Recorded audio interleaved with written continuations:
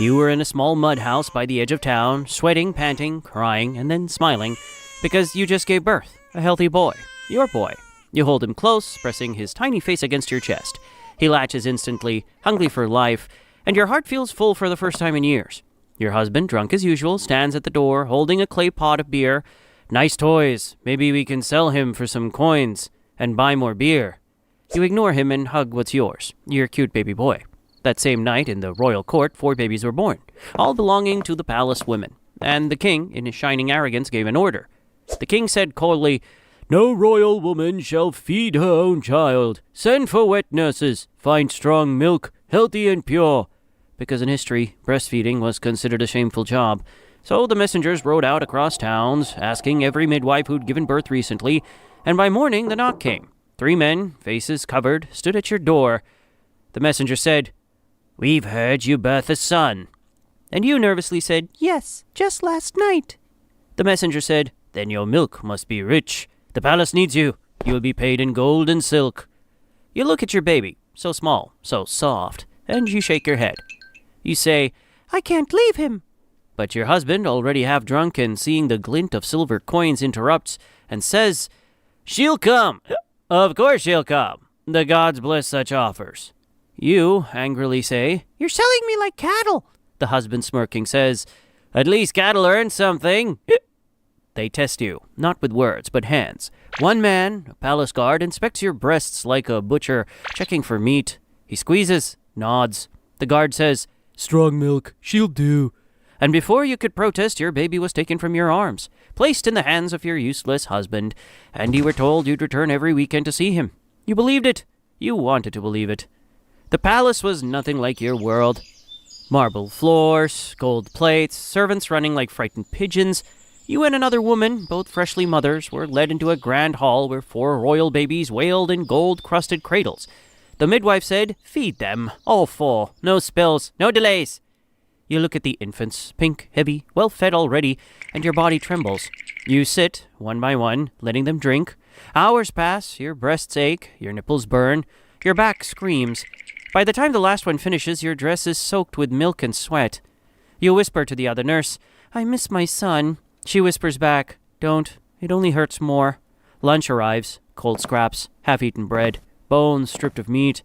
Servants dumping a plate say, "Eat, you'll need strength." At night, you're shown your bed, a straw mat in the corner of the servants' quarters. Rats scurry across the floor, the pillow smells of mold. You close your eyes, whispering a prayer. Just a few days, then I'll see him.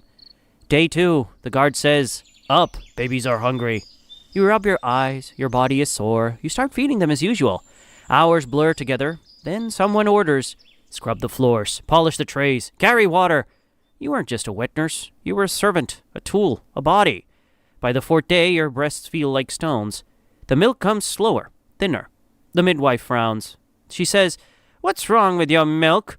And you weakly say, "I'm tired, I haven't eaten properly." The midwife snaps back, saying, "Royal children do not wait for your fatigue." You swallow your tears. You think of your boy. Just 1 more day until you can see him. They take you back home in a small cart. You're trembling with excitement. You imagine his smell, his soft skin. But when you arrive, your heart stops. Your son looks frail. You hold him close and you say, "What happened? He's starving." No answer. Your husband isn't even there. Only empty jugs and a filthy mat. You say, "Where's his father?" The neighbor says, "At the tavern. He doesn't come home much." Your eyes fill with tears.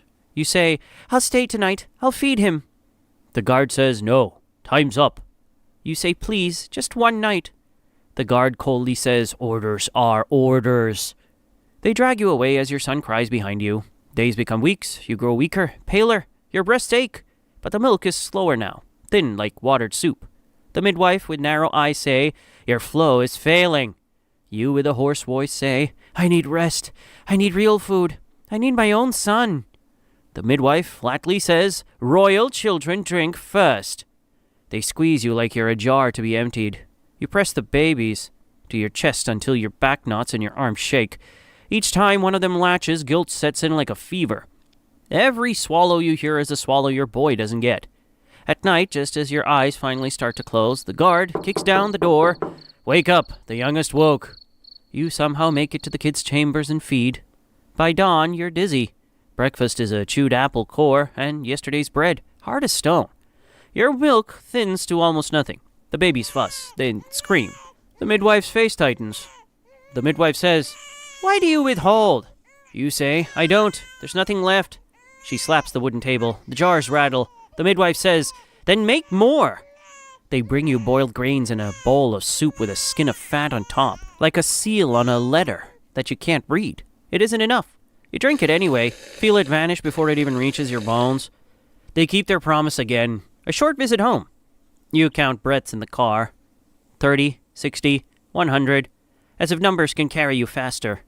You rush inside. Your boy lies listless, eyes too big for his face. You scooping him up. My heart, look at me." He tries to latch, but he can't. He's forgotten how. No, he's too weak to remember.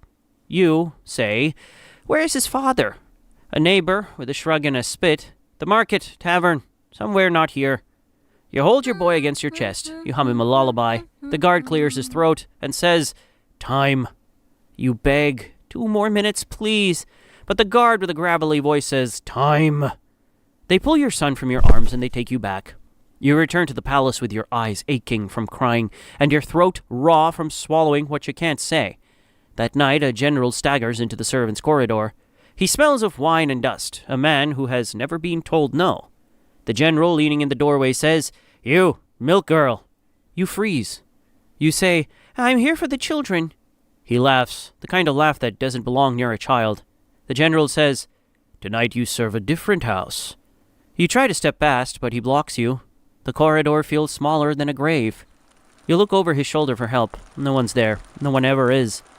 What happens then is a bruise you carry inside your skull. No details, only a torn night and a mouthful of silence. You tell no one. Morning comes with a pounding on the door. A messenger holds a scrap of papyrus. The messenger is flat and bored, saying, "For the wet nurse." Your hands shake. You open it. Your husband's crooked lines crawl across the page. The letter says, "Storm took the roof. Your boy is gone." The world doesn't tilt. It collapses. Your heart is broken into pieces. Later you learn the truth from a kitchen girl who knows everything. There was no storm, only a night of drinking and forgetting. Your boy died of hunger and neglect. The lie about the storm is a mercy that the letter writer can live with. You say nothing.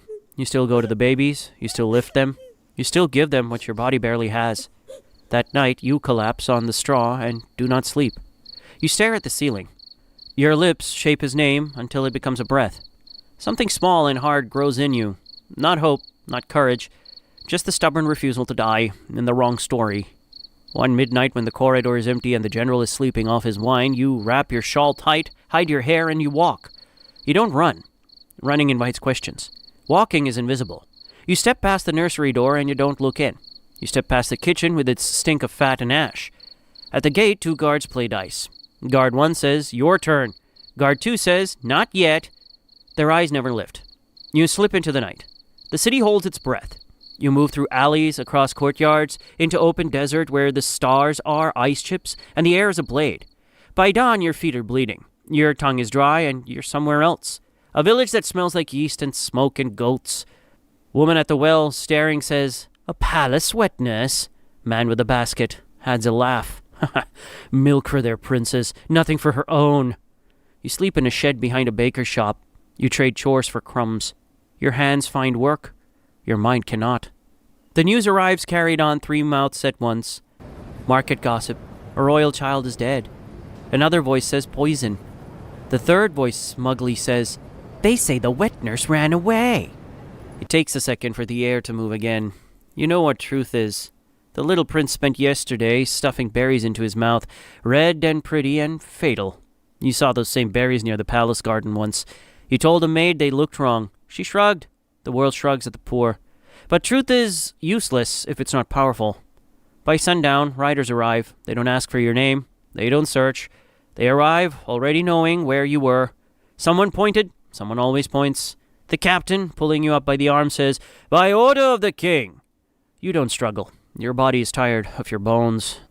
They haul you onto a horse. The village watches like it's a festival. No one speaks. They call it a trial because the word looks good next to the king's name. It's a room with a chair and men who've never been hungry. The general is there in clean armor, eyes like a dry riverbed. The judge says, "You fled the palace the night before the prince died. Confess!" You say, "I fled because I was being used and hurt." There's a ripple in the room, nothing like pity. The judge said, "Did you poison the prince?" You reply, "No." The general cool says, "She starved her milk. She resented the child."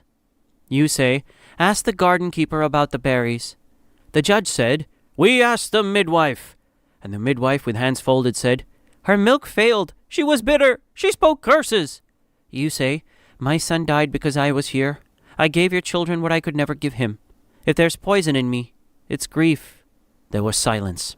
Then a clerk cleared his throat by keeping the script moving. The judge said, "By decree of the king, death." No gasp, no shock. The room knew the ending when you walked in.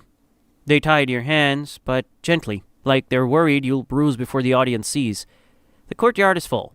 People come for death the way they come for melons when they're in season. The executioner looks at you like a doctor looks at a task.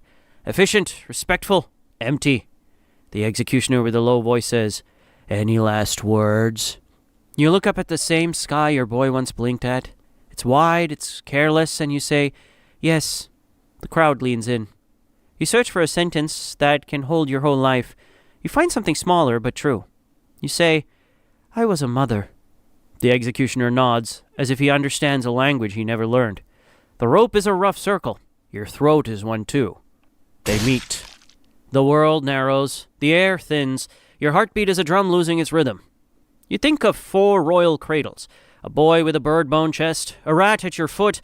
A cart counting breaths. A general's shadow. A garden full of red berries.